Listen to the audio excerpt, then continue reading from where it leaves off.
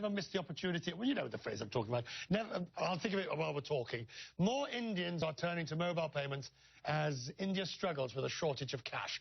The crisis started around a month ago when the government abruptly pulled the two largest rupee notes from circulation. It was the 500 and the 1,000 rupee. Now, they actually account for 86% of all cash in the country. Harold Montgomery is the chief executive of Money on Mobile, one of India's biggest mobile payment companies. Good to see you, sir. Thank you, Richard. It's great to be here. How much of a disaster was this policy, not in its intent, but it's in its execution? This is a very difficult moment for India. People throughout the country are struggling with substituting their old cash for new cash. Let me give you a sense of the scale of the problem. There's 1.2 billion people in India. Every single one of them is affected by this policy decision simultaneously. That's very rare in human history. We're talking about 23 billion banknotes that have to be exchanged. 8 billion 15s and 15 billion 500s and 8 billion 100s. It's a huge, huge task. Farmers can't get their crops to market. There could be food shortages later. So commerce has really come to a halt in many cases. So are you accepting those notes for people to charge their mobile money on mobile accounts? Only banks are allowed to accept old currency for new currency.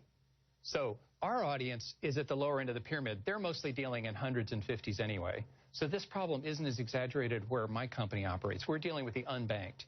But for many, many people, this is really a constraint on commerce in everyday life. Where do you see the cashless society of India, which is so much based, as you just pointed out, on small denominations, ordinary traders, ordinary people, frankly, money in a sock under the bed in most cases? Right. Where do you see the growth potential? Almost everyone in India has a reservoir of cash in the home that they're now trying to exchange for new currency. But what the government's trying to do is to force everyone into the banking system at even an elementary or entry level and to force digital transactions. And there's a lot of reasons for it. Stopping black money is one, as you mentioned, but stopping counterfeit is another. I've seen estimates of 5 to 8% of all the notes in circulation in India are actually counterfeit. So that's a huge problem. So the volume of transactions that you are now seeing as a result of this this policy, this change, how would you characterize it? It's growing exponentially. We're seeing transactions across the board at all digital payments companies moving forward. I was in India for the policy change. The next day, you couldn't buy a cup of coffee with cash if it was a 500 or 1,000. You had to use a digital payment method.